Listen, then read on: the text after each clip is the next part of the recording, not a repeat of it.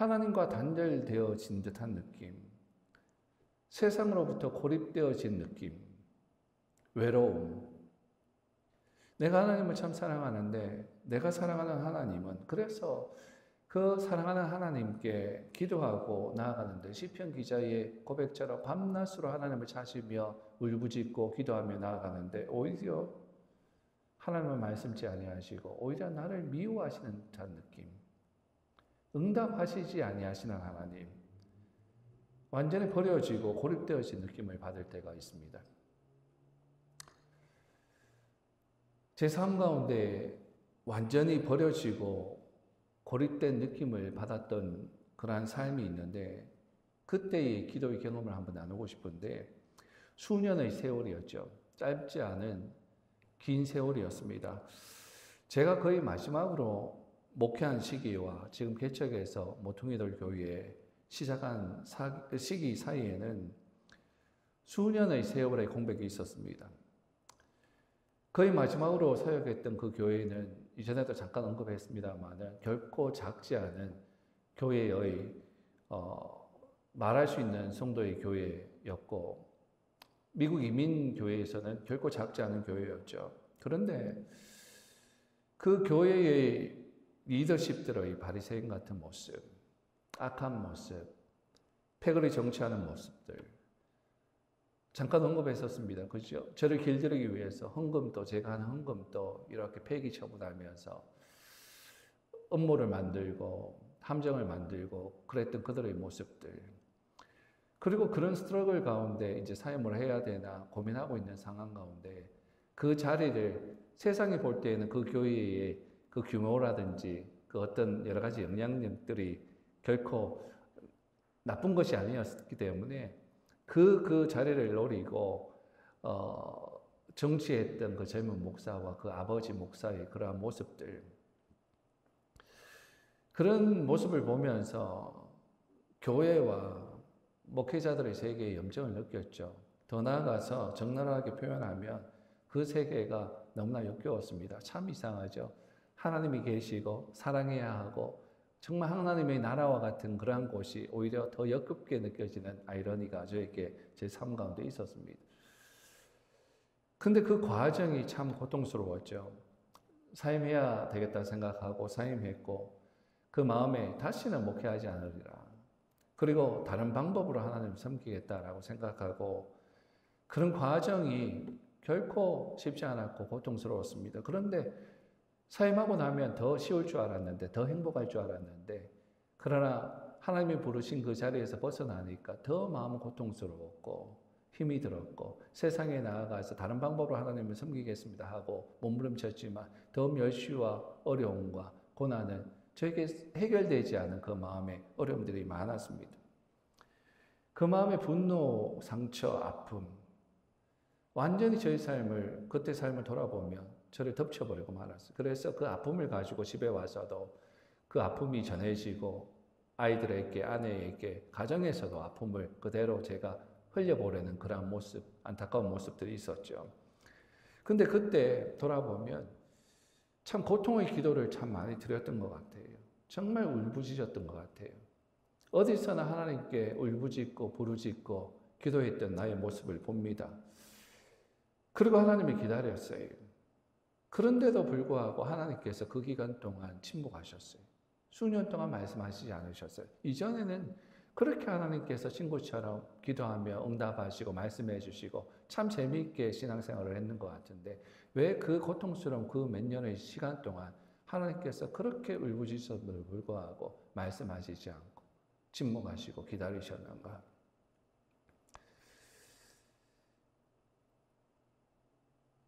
참 하나님께서 침묵하는 기간이었는데, 근데 오늘 말씀에 보면 시편 13편 1절의 말씀에서도 보면, 오늘 말씀은 아니지만 가지고 와서 보면 시편 기자도 저의 마음으로 정말 처절하게 주의 얼굴을 도대체 언제까지 나에게서 숨기실 겁니까?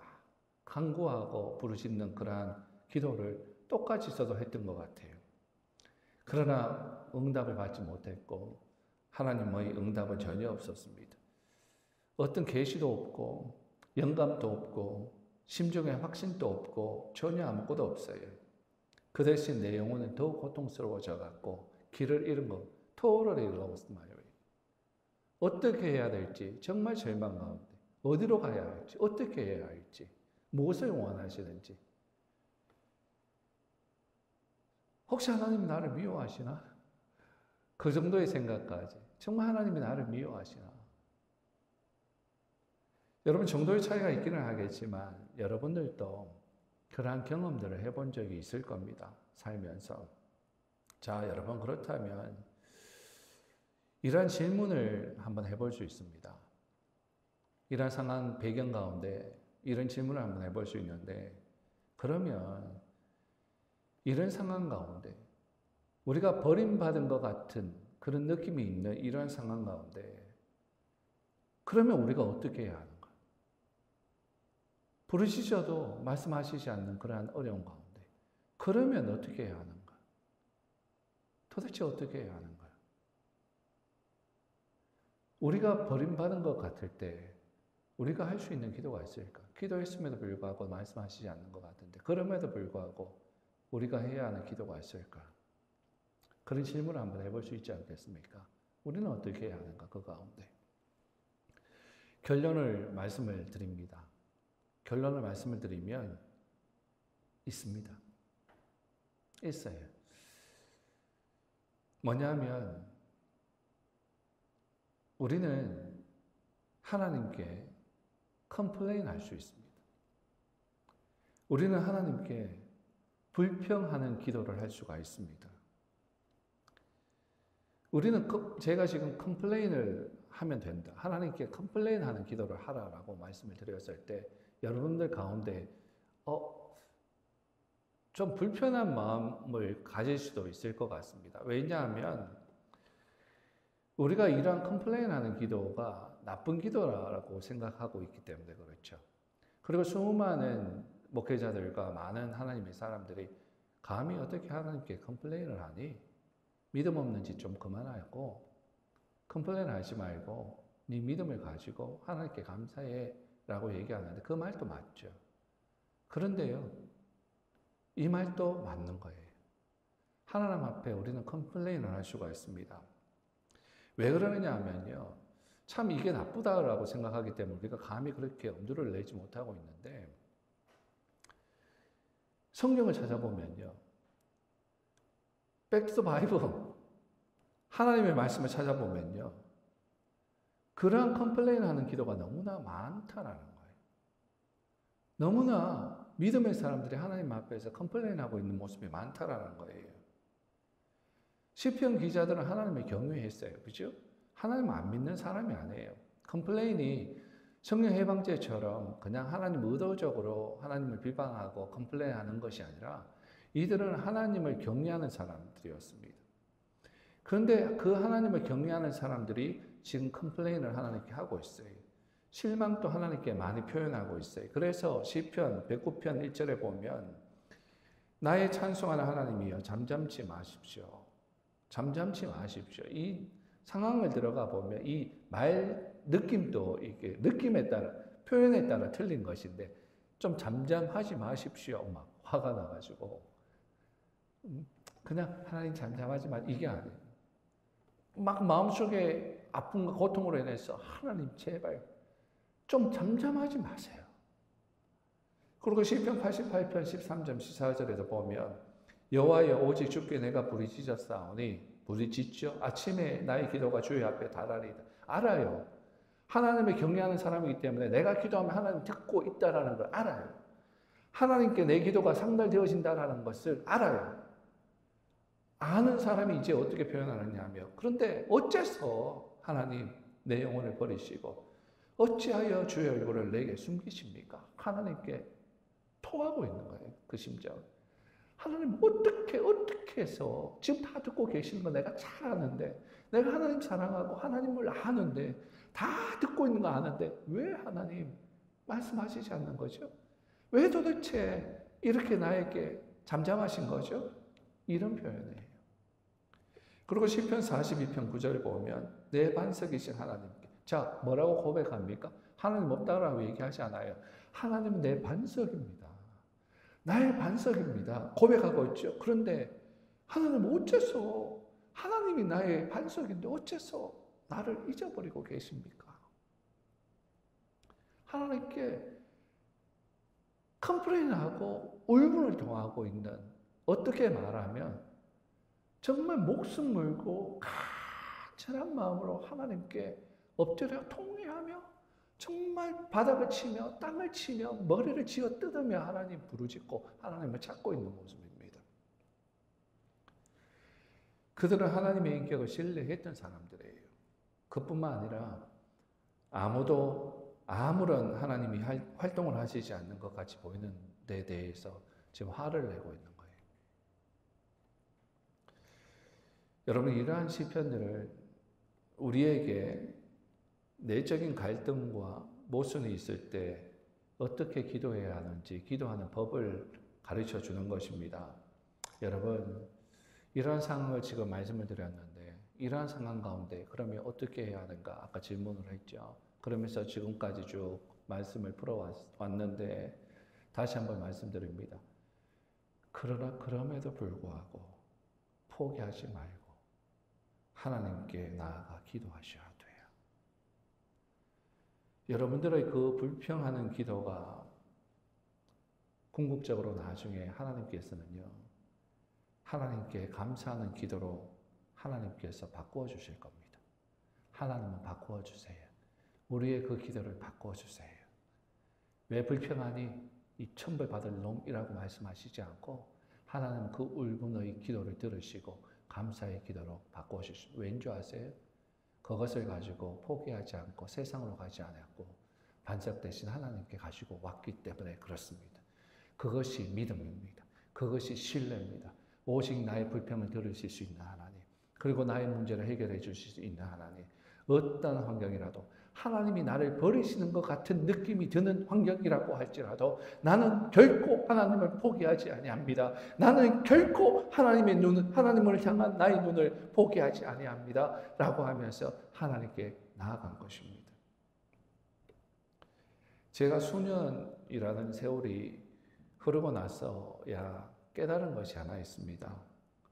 아, 이게 하나님의 마음이었구나라는 것을 깨달은 것이 있어요. 그것은 뭐냐 하면 결코 포기하지 않는 것이었어요.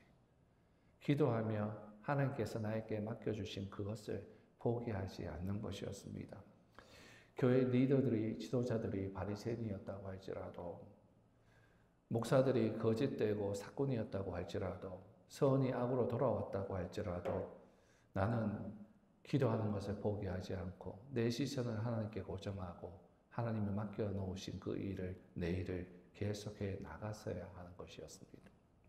여러분, 우리는 욥처럼 하나님이 우리를 죽인다고 해도 하나님을 섬겨야 됩니다. 설령 응답하시지 않는 정도가 아니라 하나님 나를 죽이겠다라고 해도 우리는 하나님을 섬겨야 돼요. 마리아처럼 우리는 주의 계집종이오니 주님, 나는 주님의 계집종입니다. 그러니 말씀대로 내게 이루어 주십시오. 라고 담대하게 말해야 됩니다. 우리는 하나님을 신뢰해야 합니다. 하나님이 무엇을 하고 계시는지 우리는 알 수 없지만, 그러나 나에게 유익을 주기 위해서 무언가를 지금 하고 계신다라는 것을 신뢰해야 합니다. 이것은 바로 기다리는 방법이기도 하죠.